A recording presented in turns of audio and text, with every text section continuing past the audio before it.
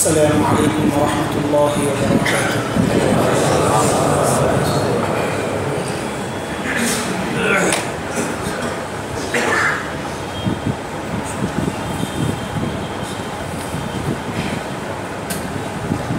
الحمد لله نحمده ونستعينه ونستغفره ونؤمن به ونتوكل عليه ونعوذ بالله من شرور أنفسنا ومن سيئات أعمالنا من يهده الله فلا مضل له ومن يضلله فلا هادي له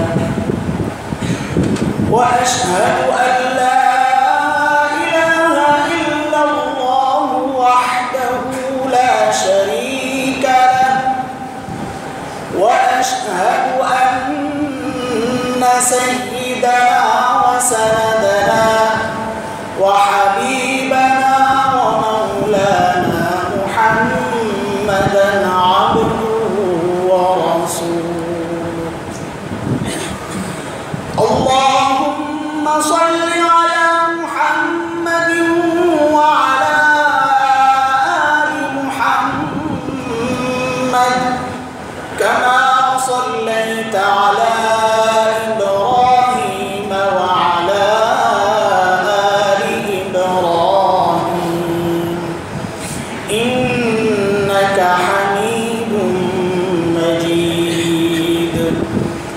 اللهم بارك على محمد وعلى آل محمد كما باركت على إبراهيم وعلى آل إبراهيم إنك حميد مجيد.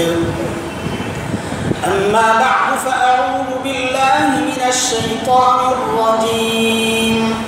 بسم الله الرحمن الرحيم. إن عدة الشهور عند الله 12 شهرا في كتاب الله يوم خلق السماوات والأرض ذلك الدين القيم فلا تظلموا فيهن أنفسكم وقاتلوا المشركين كافة كما يقاتلونكم كافة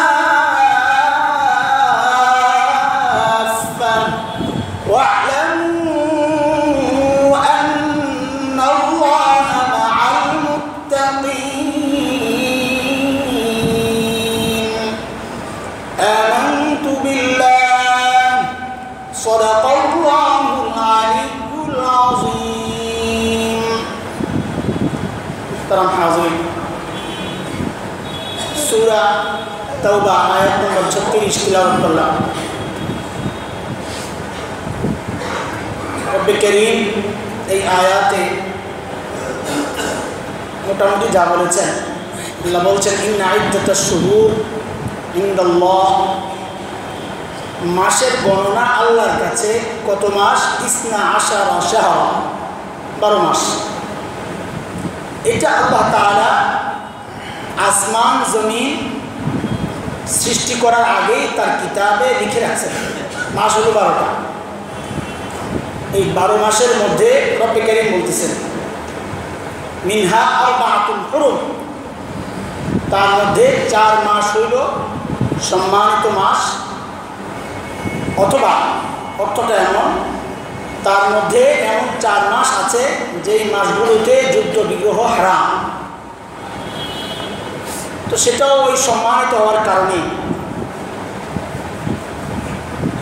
সেই 4 মাস সম্পর্কে ব্যাখ্যা বিশ্লেষণ মুফাসসিরিনে কেরাম দিয়েছেন হাদিসের ভিত্তিতে।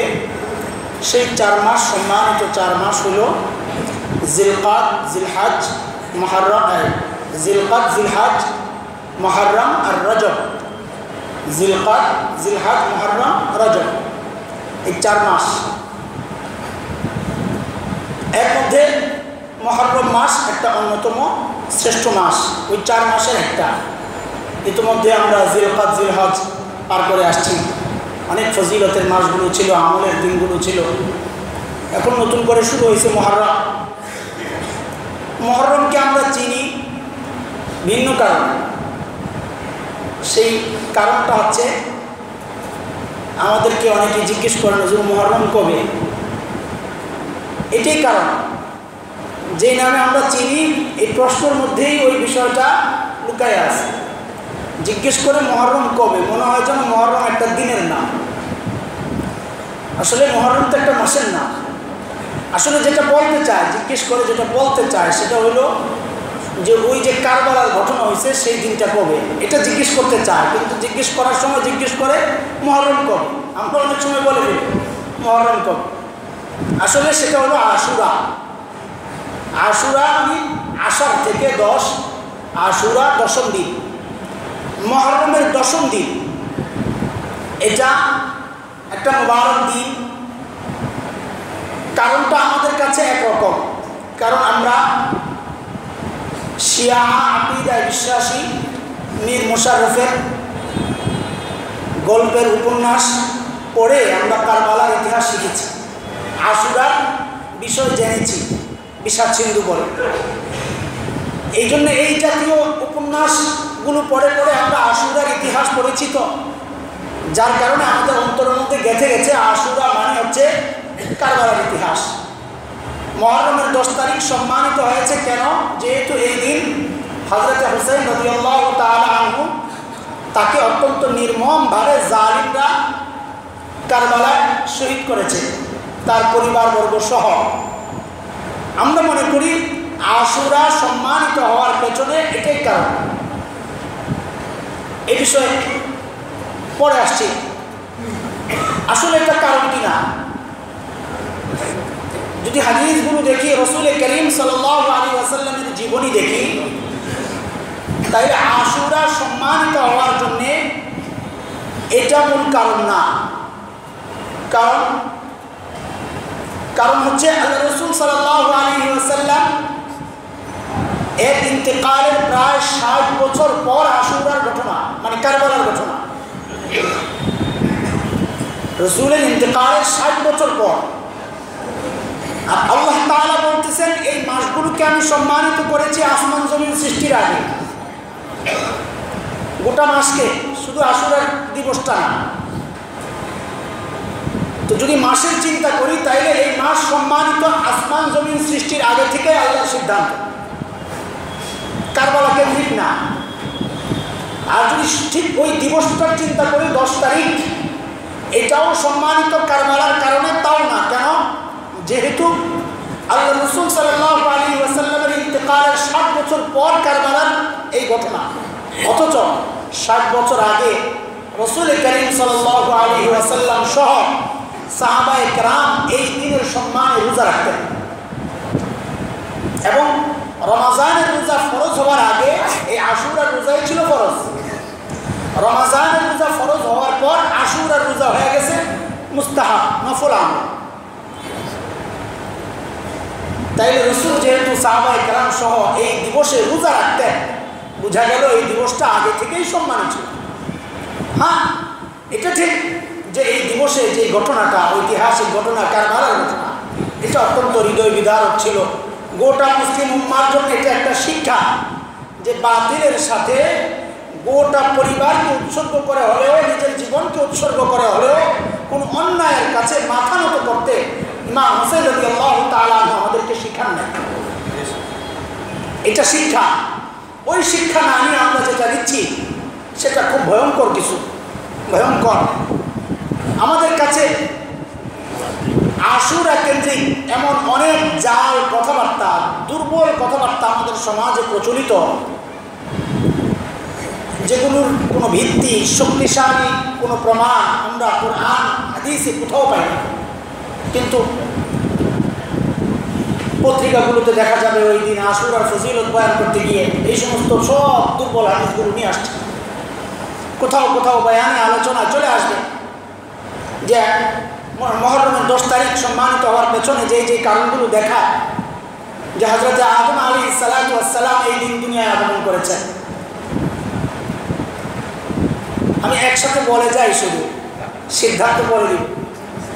হযরত আদম আলাইহিস সালাতু ওয়াস সালাম দুনিয়ায় ঘুরতে ঘুরতে তওবা করতেছিলেন, রব্বানা যালামনা আনফুসানা ওয়া ইল্লাম তাগফির লানা ওয়া তারহামনা লানাকুনান্না মিনাল খাসিরিন। এই তওবা করতেছিলেন হযরত আদম।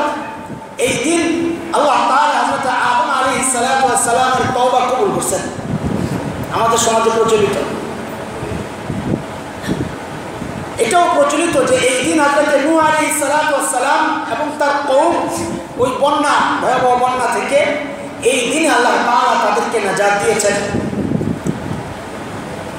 আবার এটাও প্রচলিত যে এই দিন হযরত ইব্রাহিম আলাইহিস সালাতু ওয়াস সালামকে আল্লাহ তাআলা নমরুদের অগ্নিকুণ্ড থেকে হেফাজত করেছেন, মুক্তি দিয়েছেন, মুক্তির দিন। এটাও প্রচলিত সমাজে। এই দিন আল্লাহ তাআলা হযরত ইদ্রিস আলাইহিস সালাতু ওয়াস সালামকে আসমানে উঠায় এনেছেন, এটাও প্রচলিত। হযরত আইয়ুব আলাইহিস সালাতু ওয়াস সালামকে আল্লাহ তাআলা এই দিনে সুস্থ করেছেন, অসুস্থ ছিলেন, এটাও প্রচলিত। হযরত ঈসা আলাইহিস সালাতু ওয়াস সালামকে ইহুদিদের ষড়যন্ত্রের কারণে তারা হত্যা করতে চেয়েছিল, আল্লাহ তাআলা হযরত ঈসা আলাইহিস সালাতু ওয়াস সালামকে আসমানে উঠায় এনেছেন, এটাও সমাজে প্রচলিত। এটাও প্রচলিত যে এই দিন যে ব্যক্তি নিজে এবং নিজের পরিবারকে ভালো খাবারের ব্যবস্থা করবে, যদিও এই হাদিসটা বাইহাকির একটা রিওয়ায়াত আছে, কিন্তু রিওয়ায়াতটা অত্যন্ত দুর্বল। সেটা হলো নিজের পরিবারকে ভালো খাবারের ব্যবস্থা করলে পরিবারের জন্যে আল্লাহ তাআলা সারা বছর তাকে ভালো খাওয়ার একটা ব্যবস্থা করে দিবেন। সুবহানাল্লাহ বলেন না? এটাও হাদিসে আসছে, দুর্বল হাদিস। এই সমস্ত বিষয়গুলো যেগুলো আছে একদম দায়িত্ব নিয়ে বলতেছি আপনাদেরকে। আমি প্রকাশ্যে ভেতরে কোনো দুর্বলতা থাকলে, দুর্দুল্যমানা আমার অবস্থা থাকলে আমি এভাবে বলতাম না। এটা বক্তব্য রেকর্ড হচ্ছে, অনলাইনে যাচ্ছে, গোটা বাংলাদেশের আলেম সমাজের কাছে যাচ্ছে, হাজার হাজার মানুষ শুনছে। আমি বেকুফ হইতে রাজি না, জাহেল হইতে রাজি না। আর দিনকে নিয়ে এরকম বানোয়াট কথাবার্তা জাহেল মানুষ, দুনিয়ার সব মানুষ বলুক, কিন্তু মূল বিষয় হচ্ছে দায়িত্বশীলতা। একজন আলিম তিনি দিনকে আন্দাজে কোনো দিনের কথা বলবেন না, এটাই আলেমের দায়িত্ব। তিনি যা বলবেন কোরআন এবং সেই হাদিস থেকে যা পাবেন তাই বলবেন। সেই হিসেবে বলি, দায়িত্ব নিয়ে আপনাদের আকীদা বিশ্বাস পরিষ্কার করেন, ক্লিয়ার করেন যে এই জাতীয় যতগুলো বর্ণনা আছে সমস্ত বর্ণনাগুলো হয় একেবারেই জাল বানানো বানোয়াট অথবা দুর্বল, একেবারেই দুর্বল, যেগুলো গ্রহণ করার মতো কোনো প্রয়োজনও নাই, গ্রহণ করার মতো অবস্থাও নাই, দরকার নেই সমস্তগুলা।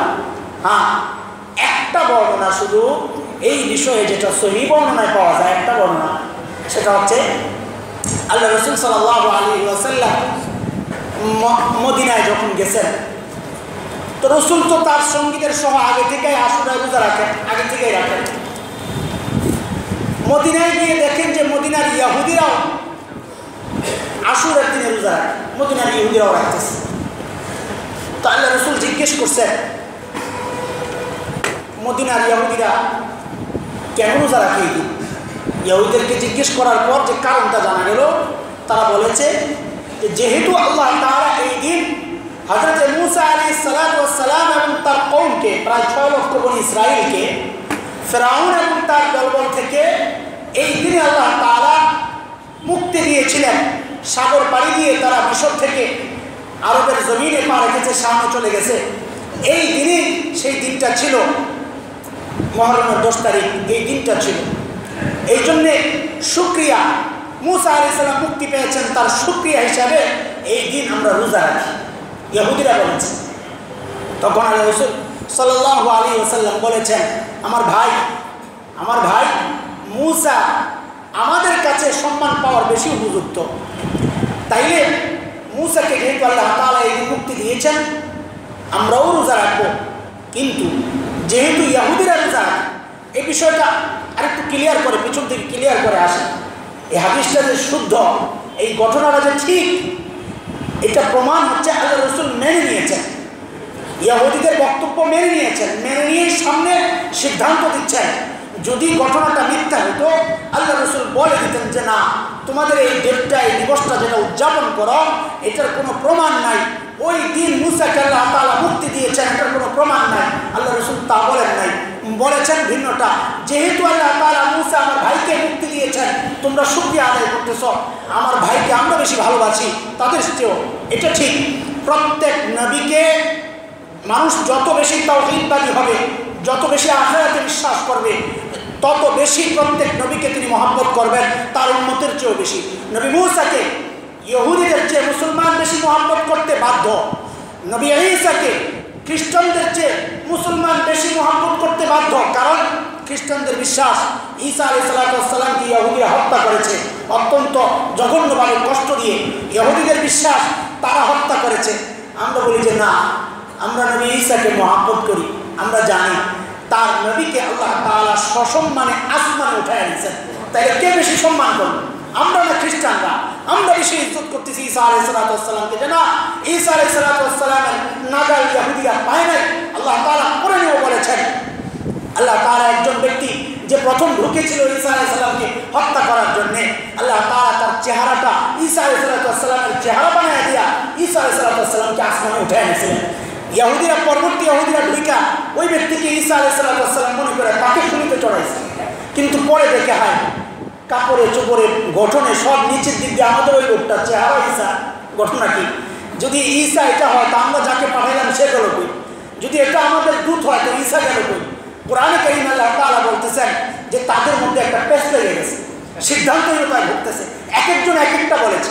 যাই হোক, নবী ঈসাকে আমরা ইজ্জত করি, সম্মান করি বলে নানা রকমের অপবাদ দেয় ইহুদিরা হযরত মারইয়াম আলাইহিস সালামের উপর।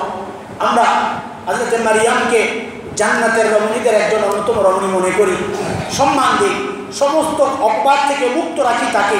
কোরআনে কারীম আল্লাহ তাআলা হযরত মারইয়ামের নামে একটা সূরা নাযিল করেছেন, আমরা সেই সূরা তিলাওয়াত করি, কত ইজ্জত দিয়েছি। ঈসা আলাইহিস সালামের প্রসঙ্গ আসছে সূরা মারইয়ামে সহ বিভিন্ন জায়গায়। ঈসা আলাইহিস সালাম শিরক করেন নাই, তিন খোদার এক খোদা ছিলেন না, তাকে হত্যা করা হয় নাই, এই জাতীয় সমস্ত রকমের আকীদা বিশ্বাস যেটা ঈসা আলাইহিস সালাম এবং তার পরিবারের সম্মান বাড়িয়েছে, এগুলো আমরা পোষণ করি।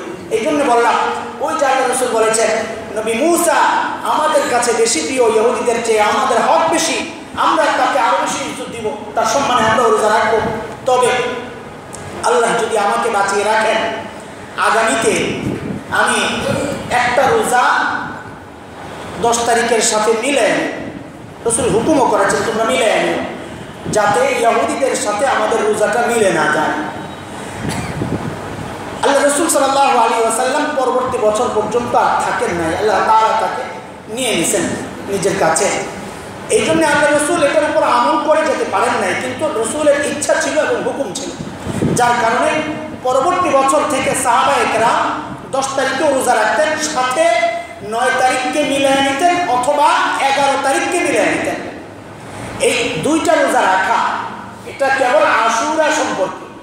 আমাদের সমাজে এটা এত বেশি ঘোলাটে অবস্থা, আমাদেরকে ওই যে সব সময় এসে জিজ্ঞেস করে হুজুর মেরাজের রোজা কয়টা, শবে বরাতের রোজা কয়টা, হুজুর ঈদে মিলাদুন নবীর রোজা কয়টা, বিভিন্ন উপলক্ষ আসলে আমাদেরকে এসে এগুলা জিজ্ঞেস করে যে রোজা কয়টা। ওই যে আশুরা সম্পর্কে দুইটা রোজার একটা হুকুম আছে, এটাকে সমস্ত উপলক্ষের সাথে আমরা মিলাই ফেলি, গুলাই ফেলি না জানার কারণে। যাই হোক, কি বোঝা গেল ভাই, কি বোঝা গেল? বোঝা গেল আল্লাহ রসুল সাল্লাল্লাহু আলাইহি ওয়াসাল্লাম এই পুরা গোটা মুহররম সম্পর্কে রসুলের আমল যেটা পাওয়া গেল সেটা হলো রসুল রোজা রাখতেন, রোজা রাখতেন। তো যদি রোজা রাখে তো ভালো খাবারের ব্যবস্থার যে আয়োজন, ওই দুর্বল হাদিসটা কী হবে? বোঝা গেল এটা আসলে দুর্বল, এটার কোনো ভিত্তি নাই। রসুল বলেছেন ভিন্ন, রসুল করেছেন ভিন্ন, রোজা রেখেছেন, রোজা রাখলে ভালো খাবারের কোনো ব্যাপার আছে নাকি?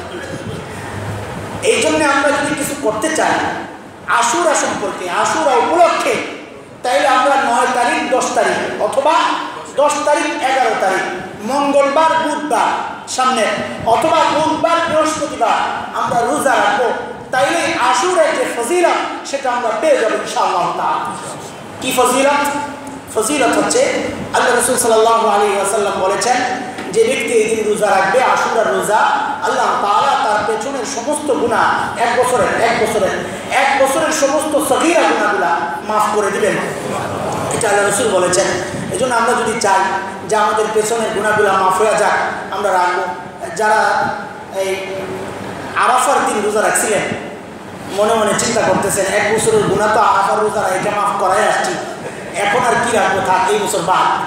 এটা মনে করেন না, আমার গুনাহ নাই মনে করছেন যে এক বছরের গুনাহ তো মাফ হয়ে গেছে। কারণ আল্লাহ রাসূল বলেছেন আরাফা রোজা সম্পর্কে, আহতাসিবু আলাল্লাহি আন ইউকাফিরা সানাতাল্লাতী ক্বাবলা ওয়া সানাতাল্লাতী বা'দা, যে ব্যক্তি আরাফার দিনে রোজা রাখবে, আমার বিশ্বাস, আমার তামান্না, আল্লাহর কাছে আশা যে আল্লাহ তাআলা তার পেছনের সামনে 2 বছরের সগীরা গুনাহগুলো মাফ করে দিবেন। তাকে এটা ভাইবেন না যে আমার তো সগীরা গুনাহ এখন নাই, তা আমি রোজা রাখবো, ফাও কেন রোজা রাখবো না। যদি গুনাহ না থাকে এটা বেকার যাবে না। ওই যতগুলো গুনাহ মাফ, এর যতগুলো সুযোগ ছিল, এর পরিবর্তে আল্লাহ তাআলা তার 1 বছরের নফল আমল যদি আল্লাহ তাআলা দিয়ে দেন, এটা তো আল্লাহর কাছে আমরা আশা করতেই পারি। এটাও হইতে পারে, অথবা এটাও তো হইতে পারে রাসূল বলেছেন পিছনের 1 বছর মানে লাগোয়া পিছনের 1 বছর, এটা নাও তো হইতে পারে। লাগোয়া পিছনের 1 বছর আমি ওই আরাফার রোজা রাখা মাফ করাইছি, আল্লাহ তাআলা যদি চান তার আগের বছরের নফল, তার আগের বছরের গুনাহগুলো, সগীরা গুনাহগুলো আমার এই আশুরা রোজার কারণে আল্লাহ মাফ করবেন, তাও তো আল্লাহ করতে পারেন, সমস্যা তো নাই। আল্লাহ রাসূল বলেছেন আমরা রাখবো, সেটা কোন জায়গায় কাউন্ট হবে, গুনাহ মাফের ক্ষেত্রে না নেক বাড়ানোর ক্ষেত্রে, এটা মাওলায়ে কারীমের ইচ্ছা, তিনি যেভাবে চান সেভাবেই আমাকে দিবেন। আমার কাজ হইল রাসূলের হুকুম মানা, আমার কাজ হইল রাসূলকে ফলো করা, কোনো কারণ খোঁজার আমার দরকার নাই, এত ব্যাখ্যা বিশ্লেষণের আমার দরকার নাই। আমাদের যা দরকার সূক্ষ্ম বিষয় খেয়াল করেন তো। ইহুদিরা রোজা রাখে 10 তারিখ, আল্লাহ রাসূল রাখলেন, আগে থেকেই রাখতেন। তো রাসূল কি বললেন হচ্ছে ঠিক আছে, মুসাকে মহব্বত করি, আমরাও এই দিন রোজা অব্যাহত রাখবো। রমাজানের রোজা ফরজ হওয়ার পরেও এই দিনের রোজা অব্যাহত রাখার কারণ এটা, কেউ যেন মানে ভেজাল না লেগে যায় যে আল্লাহ রাসূল তো আগে থেকেই রোজা রাখতেন, আগে থেকে এটা ফরজ ছিল। ফরজ রমাজানের রোজা ফরজ হওয়ার পর তো আশুরার রোজা রাখেন নাই, কিন্তু যখন শুনলেন যে মুসা আলাইহিস সালামের শেষ দিকে, জীবনের শেষ দিকে যখন শুনলেন মুসা আলাইহিস সালামের ইজ্জতে শুকরিয়াতা ইহুদিরা রোজা রাখে, তখন বললেন রাসূল যে আমরাও তাই রাখি। কিন্তু একটু পার্থক্য করতে হবে। পার্থক্য কি? পার্থক্য হলো তারা 1 দিন রাখে, আমরা 2 দিন রাখবো, যেন আমাদের রোজাগুলো ইহুদিদের সাথে মিলে না। এটা খুব সূক্ষ্ম বিষয়। এই হাদিসটার উপর আমল করলে, এই তথ্যটার উপর যদি আমরা আমল করি, তাইলে আমাদের অনেক কিছু এই মাসকেন্দ্রিক থাকতে আমরা বাধ্য। রাসূল বলেছেন আমাদের কোনো আমল যেন ইহুদিদের সাথে মিলে না। অথচ বড় আফসোসের কথা, এটা ইবাদতের ক্ষেত্রে রাসূল বলেছেন, অথচ বড় আফসোসের কথা, আমরা আশুরা কেন্দ্রিক এমন কাজগুলো করি যেগুলো ইবাদতের তো প্রশ্নই আসে না, বরং ওই মুশরিকদের আমলের সাথে মিলে যায়, অথচ দিন মনে করে, শরীয়ত মনে করে আমরা এই আমলগুলো করতেছি। তাজিয়া আশুরার এক বড় আমল হয়ে গেছে এখন আমাদের সমাজে। তাজিয়া মিছিল আশুরা আসবে, আরো আগে থেকে শুরু হয়। মুহররমের 10 শুরু, প্রথম তারিখ থেকে ঢোলের আওয়াজ শুনতেছি, ঢোল পিটাইতেছে। ও ভাই, ঢোল পিটানো এটা দ্বীনের শরীয়তের কোন অংশ হইল? কিসের কারণে? কে বলেছে এটা? কোরআন কোথায় আছে যে শোক পালন করতে হবে ঢোল পিটাইয়া? শোক পালন করার হুকুম কি? আসলে শোক পালন করার হুকুম কি? হযরতে আম্মা জান হযরতে উম্মে হাবিবা রাদিয়াল্লাহু তাআলা আনহা বিনতে আবি সুফিয়ান ইবনে হারব, হযরত আবু সুফিয়ান রাদিয়াল্লাহু তাআলা আনহুর মেয়ে উম্মে হাবিবা রাদিয়াল্লাহু তাআলা আনহা, যিনি রাসূলের স্ত্রী ছিলেন। আবু সুফিয়ানের ইসলাম কবুলের অনেক আগে, রাসূলের বিবি এবং মুসলমান তো অবশ্যই। উম্মে হাবিবা রাদিয়াল্লাহু তাআলা আনহা বলেন যে আমি রাসূলকে বলতে শুনেছি যে ব্যক্তি আল্লাহ এবং কিয়ামতে বিশ্বাস করে তার জন্য 3 দিনের বেশি শোক প্রকাশ করা যায়। সহিহ হাদিস, বুখারী হাদিস 1281 নম্বর হাদিস, খুলে দেখেন 1281 নম্বর হাদিস, বুখারীর সহিহ হাদিস, কোনো রকমের সন্দেহ নাই, সংশয় নাই। বর্ণনাকারী হযরত উম্মে হাবিবা রাদিয়াল্লাহু তাআলা আনহা, তার থেকে বর্ণনা করেছেন হযরত যায়েনব বিনতে জাহশ রাদিয়াল্লাহু তাআলা আনহা। তিনি বলেছেন এইরকম সহিহ হাদিসে আসছে যে আল্লাহ রাসূল বলেছেন, মুসলমান যদি হও, যদি আল্লাহ রাসূল কিয়ামতে বিশ্বাস করো, আখিরাতে বিশ্বাস করো, 3 দিনের বেশি সুখ প্রকাশ করা জায়েজ নাই। হ্যাঁ, আমরা মাইয়াতদেরকে স্মরণ করে বিভিন্ন আমল কর্ম করতে পারি, কিন্তু সুখ প্রকাশ যেটা কান্নাকাটি করা, খালি মানুষের কাছে হাই হতাশ করা, যেটা সুখের প্রচলিত, যেটা আমরা বুঝি, এইরকম কোনো আমল করা মুসলমানের জন্য জায়েজ নাই। তবে নারীর জন্যে, মহিলার জন্যে তার স্বামী ইন্তেকাল করলে আল্লাহ রাসূল এই হাদিসই বলেছেন তার জন্য 4 মাস 10 দিন পর্যন্ত শোক করার সুযোগ আছে। কেবলমাত্র বিবি তার স্বামীর জন্য এই লম্বা টাইম পর্যন্ত শোক প্রকাশ করবে, সাজগুজ করবে না।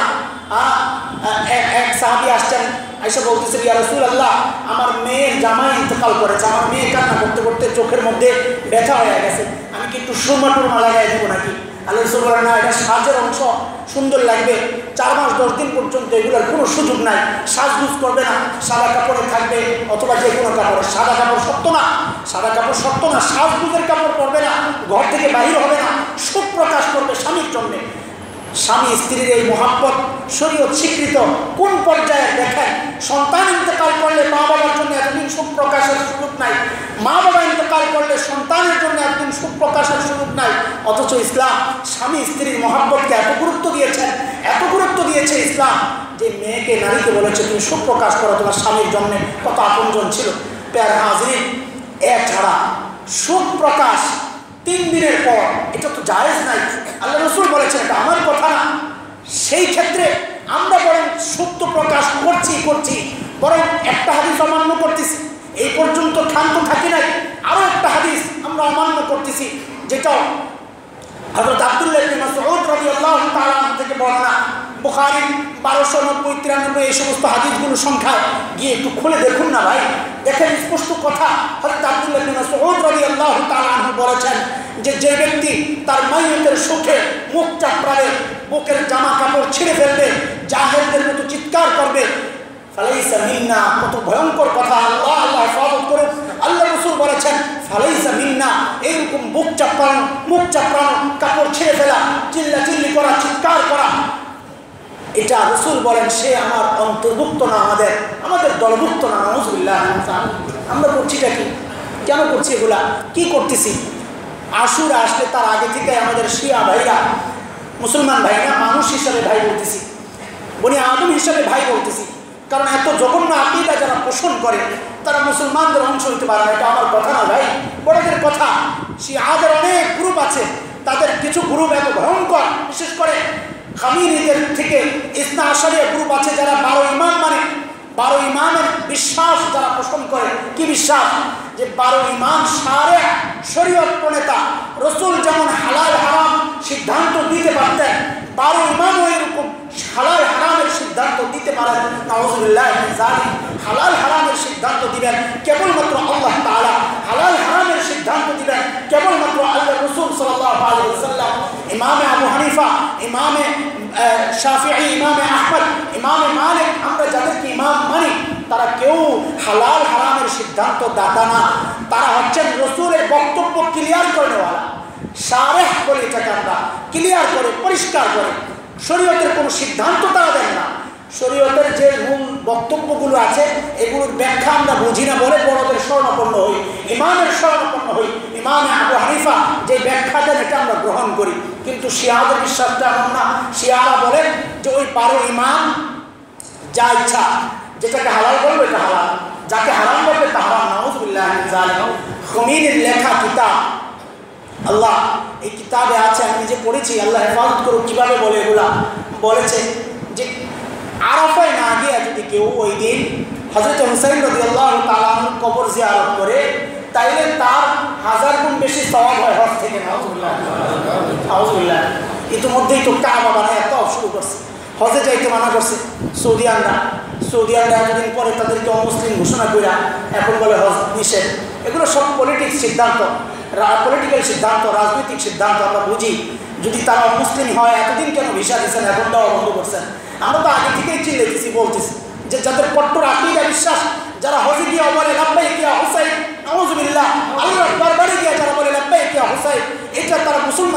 করে আল্লাহর দরবারে গিয়ে বান্দা তো বলবে লাব্বাইক আল্লাহুম্মা লাব্বাইক। মুসলমান তো আল্লাহকে ডাকবে যে আল্লাহ তোমার দরবারে হাজির। হুসাইনের দরবারে হাজির হয়ে তুমি কি করবা? হযরত হুসাইন রাদিয়াল্লাহু তাআলা আনহু একজন মানুষ, জান্নাতের যুবকের সর্দার, যুবকদের সর্দার, নবী আর নাতি, আমরা জানি মহব্বত করি, হুসাইনকে মহব্বত করি, এটা ইমানের অংশ। কিন্তু বাড়াবাড়ি করা এটা তো ইমানের বিরুদ্ধে।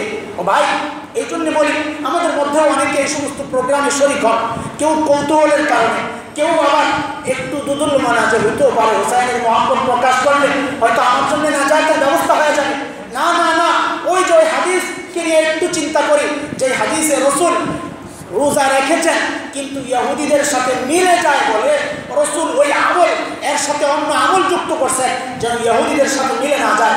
বুখারী কিতাবুল লিবাস, লিবাস অধ্যায়ে খুলে দেখেন আল্লাহ রসুল বলেছেন খালিফুল মুশরিকিন, খালিফুল মুশরিকিন, মুশরিকদের মুখালাফত করো। সেখানে রসুল বলেছেন কসফুশ শারিব ওয়াফুল লুহা, দাড়ি লম্বা করো, মুছ কাটো, কারণ মুশরিকরা দাড়ি কাটে, মুছ লম্বা করে, তোমরা এটা করো না, তাদের মুখালাফত করো, বিরোধিতা করো। আল্লাহ রসুল সবসময় এটা খেয়াল করেছেন মুশরিকদের সাথে যেন আমাদের আমল মিলে না যায়, ইহুদিদের সাথে যেন আমাদের আমল মিলে না যায়। অথচ আমরা হুসাইনের মহব্বতের নামে, আহলে বাইতের মহব্বতের নামে এই আশুরার দিবস আসলে এই হাই হুসাইন করে করে নিজেকে রক্তাক্ত করি, কাপড় চোপড় ছেড়ি, চিল্লাচিল্লি করি, যেগুলো পুরোপুরি জঘন্য অপরাধ, শরীয়তের বাহিরের কাজ।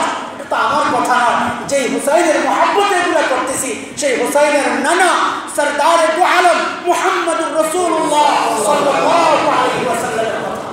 হুসাইনের সম্মান কি রসুলের কারণে না রসুলের সম্মান হুসাইনের কারণে? হুসাইনের সম্মান রসুলের কারণে, হুসাইনকে মহব্বত করি রসুলের কারণে, ঠিক কিনা? তো আমরা তো উল্টা করতেছি, মনে হয় যেন রসুলকে মহব্বত করি হুসাইনের কারণে, যার কারণে হুসাইনের মহব্বতে রসুলের হুকুমের অমান্য করতেছি। এটা কেমন কথা? এটা কেমন কথা? রসুল যা বলবে গোটা দুনিয়া একদিকে চলে যায়। আহলে বাইত কেন, গোটা দুনিয়া, সমস্ত আম্বিয়া আলাইহিস সালাতু ওয়াস সালাম সহ, শুধু আহলে বাইত না, সমস্ত আম্বিয়া আলাইহিস সালাতু ওয়াস সালাম সহ আদম থেকে ঈসা পর্যন্ত গোটা দুনিয়া একদিকে চলে যায়। আমার নবী সাল্লাল্লাহু আলাইহি ওয়াসাল্লাম যেই দিকে, ওই দিক আমরা ছাড়তে পারবো না যদি ঈমান রাখি। তো রসুল বলেছেন যেখানে যেই সমস্ত চিল্লাফাল্লা, বুক ফাড়া, কাপড় ছিঁড়া, এটা তো রসুল যতটুকু বলেছেন আমরা আরো বেশি করতেছি। ওই কাটাকাটি করার সিস্টেম তো আগে ছিল না, রসুল এটা বলেন না, বলেছেন বুক চাপড়ানো, বুক চাপড়ানো, মুখ চাপড়ানো। এগুলোর থেকে বেড়ে আমরা আরো কি করতেছি? মাথা কাটতেছি, বুক কাটতেছি, আজিব তামাশা, নিজের সন্তানের মাথার মধ্যে ছুরি চালাইতেছি, আঘাত করতেছি, রক্তাক্ত করতেছি। কেন করতেছি? এটাও একটা ইতিহাস আছে। গত বছর লম্বা সিরিজ আলোচনা করেছিলাম, আপনাদের মনে থাকার কথা, অনেক লম্বা চূড়া আলোচনা করেছিলাম। আল্লাহর হুকুম, আল্লাহর হুকুম, এত কঠিন কঠিন কথা বলতেছিলাম, এর মধ্যে ওই হোসনি দালানে ফুটলো বোমা। ঘাবড়ে গেলাম যে হায় অবস্থা, আমাদের এই আলোচনায় কেউ উৎসাহিত হইল কিনা? নাউযুবিল্লাহ, না না, এটাও রসুলের হুকুমের অমান্য করা, দ্বীনের জন্য মানুষের মধ্যে আতঙ্ক সৃষ্টি করা। এটাও এই যে দ্বীনের নামে এই তাজিয়া মিছিল করা যেমন অন্যায়, দ্বীনের নামে মানুষকে কষ্ট দেওয়া এটাও অন্যায়। আমি দ্বীন মনে করি, জিহাদ মনে করি। আশ্চর্য কথা, জিহাদ কিসের জন্যে? আমি তো বলি, এই যে গত কয়েকদিন আগে সবচেয়ে আলোচিত যে ঘটনা, এখন সিলেটে যে ছেলেটা, বদরুল ছেলেটা, সে যে মেয়েটাকে কুপাইল সবার সামনে, আমি তো বলি আরে ভাই, এটা ছিল জিহাদ। যে সাহস করে ওই বদরুলকে আটকানো, তাকে প্রতিহত করা, এটা ছিল জিহাদ। উপস্থিত অন্যায় দেখেছি, জুলুম দেখেছি, তাকে প্রতিরোধ করা। এটা না করে আমরা কি করি? আমরা আমাদের জিহাদটা কি? ও বদরুল সে কোন দল করে, ওই দলের অফিসের মধ্যে একটা বোমা ফুটায় গেল, আমরা জিহাদ বানায় ফেলছি। এটা বদরুল কোন জায়গার, কোন পরিবারের, ওই পরিবারের মধ্যে একটা বোমা ফুটায় গেল। বদরুল অন্যায় করেছে, বদরুলের বাবা অন্যায় করে না, বদরুল অন্যায় করতে পারে, বদরুলের দল অন্যায় করে না, সে যেই দলের হোক। আমি রাজনৈতিক আলোচনা করতে চাই না। আমার কথা হলো, অপরাধ যেখানে দেখবো রসুলের হুকুম, মান রাআ মিনকুম মুনকারান ফালইয়ুগাইয়িরহু বিয়াদিহি, এটা ছিল জিহাদ। যেখানেই তুমি অন্যায় দেখবা হাত দ্বারা প্রতিহত করো, সে যেই হোক, নিজের সন্তান হোক, অন্যায় দেখলে প্রতিরোধ করতে হবে। এটা হচ্ছে প্রকৃত জিহাদ। আর জিহাদের নামে আমি নিজেই যদি অন্যায় করি, আল্লাহর কসম খেয়ে বলি, এটা দিন বিকৃত করা ছাড়া অন্য কিছু না। আমি গত কয়েকদিন আগে রিপোর্ট দেখেছি, আপনারাও দেখে থাকবেন, পেন্টাগনের পক্ষ থেকে কোটি কোটি ডলারে ইরাকের মধ্যে যায় তারা জিহাদিদের নামে বিভিন্ন ভিডিও তৈরি করেছে। যেই কোম্পানির মাধ্যমে, যেই এজেন্সির মাধ্যমে এই ভিডিওগুলো তৈরি করেছে, তাদের কেউ একজন ফাঁস করে দিয়েছে। বিষয়টা কি বোঝা গেল? গোটা দুনিয়ায় আজকে জিহাদের মতো এরকম ইবাদতকে কলঙ্কিত করার জন্যে কিছু মানুষকে তারা ছেড়ে দিয়েছে রাস্তায়। কিছু মানুষ বুঝ নাই এরকম দিনের, তারা আসলে দিন মনে করে এগুলো করতেছে, অবুঝ মানুষ। আর এগুলো ইন্ধন দিচ্ছে কারা? ইন্ধন দিচ্ছে ওই আমাদের শত্রুরাই, যেন সাধারণ মুসলমানের মধ্যে একটা আতঙ্ক তৈরি হয়, দিনদারদের প্রতি অশ্রদ্ধা তৈরি হয়, জিহাদের মতো ইবাদতের প্রতি ঘৃণা তৈরি হয়, মানুষ আস্তে আস্তে দিন থেকে বাইরে হয়ে যাবে। এগুলো ইহুদি নাসারাদের ষড়যন্ত্র ছাড়া অন্য কিছু আমরা বিশ্বাস করি না। মোহতারাম হাজরিন, এটাই আমাদের বক্তব্য। আমরা যখনই অন্যায় দেখবো আমরা তার থেকে বিরত থাকবো অথবা প্রতিরোধ করব, অন্তর দিয়ে ঘৃণা করবো, এটা হচ্ছে ইমানের কথা। সেটা না করে আমরা উল্টাটা করতেছি। তো বলতেছিলাম যে সিরিজ আলোচনা করার পর যখন দেখলাম ঘুম ফুটে গেছে, হস্তি দাঁড়ান, নিজের মধ্যেই একটা ভয় ঢুকে গেছে, আল্লাহ কি হইল এটা তো ঠিক না, এটা ঠিক না। একজন মানুষ জাহান্নামে যাবে এটা যেমন আমরা চাই না, একজন মানুষকে শেষ করে দেওয়া, তার মৃত্যু নিশ্চিত করা, যদি সে বেঈমান হয়ে মারা যায় সে জাহান্নামে যাবে, তো আমার লাগবে। আমি তো আসলে স্বার্থপর হয়ে গেলাম, নিজেরটা চিন্তা করলাম। আমি ভাবতেছি তাকে মারতে পারলে আমার জন্য জান্নাত অপেক্ষা করতেছি। ওই যে আত্মঘাতীরা তাদেরকে বুঝায় দেয় কালকে তোমার সাথে আমার জান্নাতে দেখা হবে। তো জান্নাতে দেখা হইতে হইলে আপনারা তো মরতে হবে নাকি? তো আপনাদেরকে যদি এরকম কোনো, বিশেষ করে যুবকদেরকে বলি, এইরকম কোনো অফার যদি আসে যে কালকে তোমার সাথে জান্নাতে দেখা হবে, তাইলে বলবেন নেতাজি তাইলে আপনি সহ চলেন, কারণ দুইজনই তো মরতে হবে, নাহলে জান্নাতে দেখা পারবো কেন? তাইলে দেখেন জান্নাতে কেমনে দেখা করতে যাবে, জীবনেও যাবে না, আপনাকে পাঠাবে, নিজে যাবে না। আল্লাহ তাআলা তো হিফজ দান করেন, সতর্ক থাকবেন ইনশাআল্লাহ তাআলা, কেউ যেন সমাজে বিভ্রান্তি না ছড়াইতে পারে। আমরা জিহাদের বিপক্ষে না, জিহাদের বিপক্ষে কি করে যাব? কোরআনের এত আয়াত কি করে যাব? প্রয়োজন যখন হবে ইনশাআল্লাহ আমরা প্রস্তুত, কিন্তু তার মানে এটা না কোরআনের আয়াতগুলো উপেক্ষা করে, ওলামায়ে কেরামের ব্যাখ্যা উপেক্ষা করে জিহাদের নামে সন্ত্রাস সৃষ্টি করবো, এটা আমরা কখনোই মেনে নিতে পারি না। আল্লাহ তৌফিক দান করেন। এই প্রসঙ্গ আজকে ছিল না, প্রসঙ্গক্রমে আসা। প্যারে হাজরিন, আল্লাহ রাসূল ইহুদিদের থেকে নিজেকে গুটায় দিয়েছেন, সমস্ত সাহাবায়ে কেরাম মুসলিম উম্মার জন্য হুকুম করেছেন যে না, এখান থেকে সরে আসো, এখান থেকে সরে আসো, ইহুদিদের সাথে আমল মিললে চলবে না। সেই আমরা হযরত হুসাইনের নামে, মহাব্বতের নামে করছিটা কি, সেই ইতিহাস গত বছর বলেছিলাম, এই কারণে কথাটা বললাম। এটা আসলে কারবালার ইতিহাস, বড় হৃদয় বিদারক ইতিহাস। হযরত হুসাইন রাদিয়াল্লাহু তাআলা আনহু মদিনা থেকে যখন কারবালার উদ্দেশ্যে রওনা দেন, সবাই নিষেধ করেছিলেন আপনি কারবালায় যায়েন না, কুফার দিকে যায়েন না আপনি। হযরত আলী রাদিয়াল্লাহু তাআলা আনহুর সাথে কুফাবাসী খুব ভালো আচরণ করে নাই, তারা বরাবরই গাদ্দারির পরিচয় দিয়েছে সবসময়, প্রায় সবসময়। ইদানিও এই কুফাওয়ালারা, ইরান কেন্দ্রিক শিয়ারা সবসময় মুসলমানদের বিরুদ্ধে অবস্থা নিয়েছে। আমেরিকা ঢুকতে পারতো না ওই ভিতরের সহযোগিতা না পাইলে। আজও পর্যন্ত আমেরিকা ঠিক আছে ওই সমস্ত গাদ্দারদের কারণে। আল্লাহ হেফাজত করুক, তাদেরকে হেদায়েত নসিব করুক। এরা সবসময় ইতিহাস সাক্ষী এই গাদ্দারির পরিচয় দিয়ে আসছে। এই জন্য মদিনাবাসী হযরত হুসাইন রাদিয়াল্লাহু তাআলা আনহুকে বলেছেন আপনি যাবেন না, আপনি যাবেন না। হযরত হুসাইন বারবার কুফাবাসী তাগাদা, চলে আসেন, আমরা আপনার হাতে বাইআত দিব। কারণ হযরত হুসাইন হযরত মুআবিয়া রাদিয়াল্লাহু তাআলা আনহুর হাতে বাইআত নেন নাই তখন। এটা ঐতিহাসিক কারণে, যে কারণেই হোক, আমরা কাউকে খারাপ বলবো না, কাউকে ছোট করবো না। বড়দেরকে নিয়ে আমাদের সমালোচনার কিছু নাই। বড়দের দৃষ্টিভঙ্গি ভিন্ন ছিল, সবাই বড়, এক একজনের এক এক রকম দৃষ্টিভঙ্গি ছিল। কোনটা সঠিক আল্লাহ মালুম। আমরা সবাইকে হক মনে করি, হযরত মুআবিয়াকে যেমন হক মনে করি, হযরত আলী রাদিয়াল্লাহু তাআলা আনহুকে হক মনে করি। আমরা কেউই না হক না, জালিম না কেউ, নাউযু বিল্লাহি মিন জালিম। হযরত হুসাইন কুফাবাসী বারবার আমন্ত্রণের কারণে চলে আসছে। ওই দিক দিয়ে দামেস্ক থেকে ইয়াজিদ তখন খেলাফতের দায়িত্বে, তিনি যখন উবাইদুল্লাহ বিন জিয়াদকে হুকুম করেছেন যে যেন কুফায় ঢুকতে না পারে, তাদের বিশ্বাস ছিল হযরত হুসাইন যদি কুফায় ঢুকে যান তাইলে একটা বিশৃঙ্খলার সৃষ্টি হবে। হযরত হুসাইন ওইখানে খেলাফতের যদি ঘোষণা দিয়ে দেয় তাইলে পুরো অঞ্চলটা দামেস্ক থেকে বিচ্ছিন্ন হয়ে যাবে। সিরিয়ায় দামেস্কে তখন খেলাফতের রাজধানী, মানে ইয়াজিদের নেতৃত্বে যেটা। তো হযরত হুসাইন ওই জন্যই কুফায় আসতেছিলেন যে এখানে এসে মদিনাবাসী, মক্কাবাসী যেহেতু কঠিন প্রতিরোধ করতেছে না হযরত ইয়াজিদের বিরুদ্ধে, বরং অনেকেই সাহাবায়ে কেরামদের মধ্যে অনেকেই আনুগত্য ঘোষণা করেছেন, ইয়াজিদের হাতে বাইআত গ্রহণ করেছেন। এই জন্য হযরত হুসাইন দেখছেন ওইখানে থাকলে তিনি যে প্রতিরোধ করতে চাচ্ছেন, ভিন্ন মত যেটা পোষণ করেছেন সেটা যদি বাস্তবায়ন করতে চান, তাইলে এলাকা ছাত্র থাকতে হবে, ওইটা মনে করে হযরত হুসাইন যখন কুফার উদ্দেশ্যে রওনা দিয়েছেন। কুফা তখন 40,000 কুফাবাসী আশ্বস্ত করেছে দূতের মাধ্যমে যে আমরা আছি আপনার সাথে, আপনি আসেন। উবাইদুল্লাহ বিন জিয়াদ দুর্বল হয়ে গেছে, কিন্তু আশ্চর্যের কথা যখন কারবালার প্রান্তরে আসে উবাইদুল্লাহ বিন জিয়াদ যখন বাহিনী পাঠাইয়া হযরত হুসাইনকে প্রতিরোধ করেন, কুফাবাসীর কেউ তখন সাহায্যের জন্য আগায় নেয়।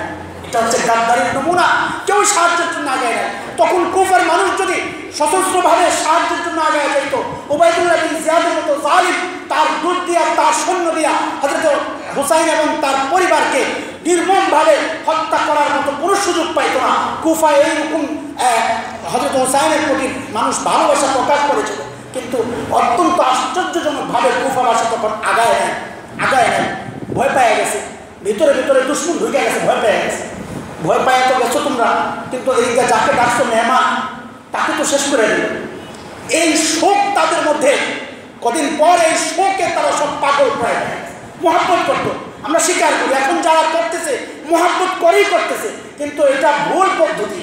তুমি মহব্বত কইরা যে সন্তানটা ক্ষুধায় কান্না করতেছে, কি খাওয়াইবা, ঘরের মধ্যে কিছু নেই, যাই দেখো ওই যে বাথরুম ওয়াশ করে এটা আছে, বলে ঠিক আছে কিছু যেহেতু নাই আপাতত এটা খাও, এটা কোনো সিস্টেম? ক্ষুধা লাগছে বলে বিষ খাওয়াই দিব, এটা তো কোনো সিস্টেম না। তুমি ভালোবাসো, ক্ষুধা নিবারণের জন্য এই জন্য বিষ খাওয়াবা, হয়তো হুসাইনকে ভালোবাসো, এটা প্রকাশ করার জন্য হারাম করবা, অন্যায় করবা, এটা তো হইতে পারে না। নাউজুবিল্লাহ মিন যালিক। কুফাবাসী অস্থির হইয়া পরে সিদ্ধান্ত নিছে, ভুল যা করছি, এখন চলো আমরা দামেস্ক অভিযানে বের, দামেস্কের দিকে ইয়াজিদের বিরুদ্ধে আমরা অভিযানে বের হই। ইতিহাস পরে যখন কুফাবাসী দামেস্কের উদ্দেশ্যে রওনা দিয়েছে, তখন তাদের দিলের মধ্যে আসছে আমরা একটু কারবালার প্রান্ত হইয়া, যেখানে শাহাদাত বরণ করেছেন এই বড়রা, যাদের রক্তে রঞ্জিত কারবালার প্রান্ত, সেখানে গিয়ে আমরা তাদের জন্য একটু দোয়া কইরা তারপর আমরা দামেস্কের দিকে যাব। তারা মহব্বত করতো, আবারও বলি তারা অন্তর দিয়েই মহব্বত করতো, কিন্তু ভেতরে ওই যে কাপুরুষতা এবং গাদ্দারির যে মনোভাব, এটা তো ভিতরে আছে, মহব্বতও করে, ওইটাও করে। কুফা থেকে কারবালা ইয়াজিদের উদ্দেশ্যে, দামেস্কের উদ্দেশ্যে যাওয়ার পথে কারবালা প্রান্তরে যায়া ওই রক্তের কথা মনে পড়ার পর, হুসাইনের শাহাদাতের কথা মনে পড়ার পর, আহলে বাইতের রক্তাক্ত হওয়ার কথা মনে পড়ার পর, এই যখন আলোচনা হইয়া মানুষকে উদ্বুদ্ধ করার জন্যে, ইয়াজিদের প্রতি ভেতরে ঘৃণা সৃষ্টির জন্য যখন এগুলো আলোচনা হচ্ছিল, তখন মানুষের মধ্যে আর হুঁশ ছিল না, পাগল প্রায় হইয়া ওই কারবালার প্রান্তরে যারা দামেস্কের উদ্দেশ্যে রওনা দিয়েছিল, তারা সেখানেই তাদের অস্ত্রগুলো দিয়া হাই হুসাইন করে কাটাকাটি শুরু করে দেয়। এটা হচ্ছে গাদ্দারির পুরস্কার আল্লাহর পক্ষ থেকে। তোমরা হুসাইনের সাথে গাদ্দারি করে তাকে রক্তাক্ত করেছ, আল্লাহ তাআলা আজকে তোমাদের অস্ত্র দিয়ে তোমাদেরকে রক্তাক্ত করার ব্যবস্থা করেছেন। আমরা মনে করি এই সমস্ত তাজিয়াগুলা, এই রক্তাক্ত করা নিজেদেরকে হুসাইনের নামে, এটা আসলে কিয়ামত পর্যন্ত যদি কেউ তওবা না করে, এগুলা গাদ্দারির ফসল, গাদ্দারির নগদে পুরস্কার। কিয়ামতের মাঠে আবারও দাঁড়াইতে হবে হুসাইনের সামনে, কেন তোমরা আমাকে ডাইকা আমার সাহায্যে আগায় আসো নাই? আল্লাহর কাছে হুসাইন নালিশ করবে, সেদিন যদি জবাব দেওয়ার সাহস থাকে এই সমস্ত তাজিয়া মিছিলে যান, আমাদের কোনো আপত্তি নাই। কিন্তু এটা মনে রেখেন, রাসূল বলেছেন জালিমের মজলিসেও যাবা না, মুশরিকদের সাথে বসবা না, তাদের সাথে আমাদের কোনো সামঞ্জস্যতা নাই। যারা করতেছে করুক, আমরা দোয়া করতে থাকি আল্লাহ তাদেরকে হেদায়েত নসিব করেন। বুম ফুটাইয়া পিটাইয়া আবার প্রতিরোধের চিন্তা করেন না, এটাও ইসলাম না। তাদেরকে আমরা বুঝাইতে থাকি, দাওয়াত দিতে থাকি, দোয়া করতে থাকি। সাথে সাথে সময়ের প্রেক্ষাপটে সময় নাই, আরেকটি বিষয় আপনাদেরকে জানাই, সেটা হলো আমাদের দেশে আমাদের ভিন্ন ধর্মের ভাইয়েরা, হিন্দুরা তাদের পূজা চলতেছে, দুর্গা পূজা। এটার ইতিহাস গত বছর বলেছিলাম। যাই হোক, লম্বা আলোচনা যাচ্ছি না, শুধু আপনাদের কাছে আমার একটা রিকোয়েস্ট, যেই মূর্তি পূজার বিরুদ্ধে হযরত ইব্রাহিম আলাইহিস সালাম আমাদের পিতা সারা জিন্দেগি আন্দোলন করেছেন, নিজের অঞ্চল ছেড়েছেন, আপনজন ছেড়েছেন, যে মূর্তি পূজার বিরুদ্ধে নবী মুহাম্মদুর রাসূলুল্লাহ সংগ্রাম ছিল, হিজরত করেছেন, মক্কা ছেড়েছেন, আপনি কি কইরা ওই মূর্তি পূজার যার সাথে যারা জড়িত তাদের সাথে সম্পর্ক রাখা পূজা মণ্ডপে যান দেখার জন্য কৌতূহল? কৌতূহল না, এটা ভয় পাওয়ার কথা যে এই আল্লাহর শিরক হচ্ছে জমিনে প্রকাশ্যে, এখানে গজব নাযিল হতে পারে। আমি যাব না, কে কি করতেছে করুক, আমরা তাদের জন্য দোয়া করি, আবার সেখানে মণ্ডপে যাই আবার বিশৃঙ্খলা করেন না, এটাও দিন না। আমরা তাদের জন্য দোয়া করতে থাকি, তাদেরকে দাওয়াত দিতে থাকি। আমাদের কাছে বিভিন্ন বই আছে দাওয়াতের। এই বইগুলো যদি মনে চায়, আপনার একটা হিন্দু বন্ধু আছে, তার সাথে শত্রুতা পোষণ না করে দিলের মধ্যে রসুলের ওই মহাব্বতের আগুন জ্বালান যদি রসুলের উম্মত হয়, রসুলের দিলের মধ্যে আগুন জ্বলতে হয়, আমার উম্মত জাহান্নামে যাবে, আমার উম্মত জাহান্নামে যাবে।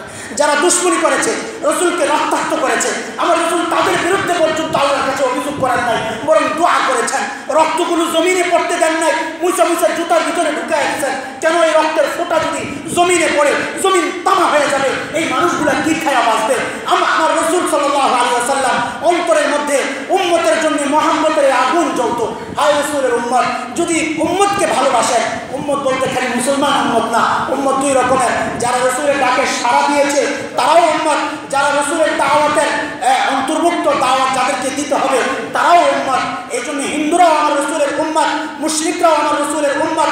উম্মতের দরদ যদি থাকে তাইলে শত্রুতা নয়, ঘৃণা নয়, ভালোবাসা দিয়ে দাওয়াত দিয়ে তাদেরকে বুকে জড়াইয়ে নিতে হবে।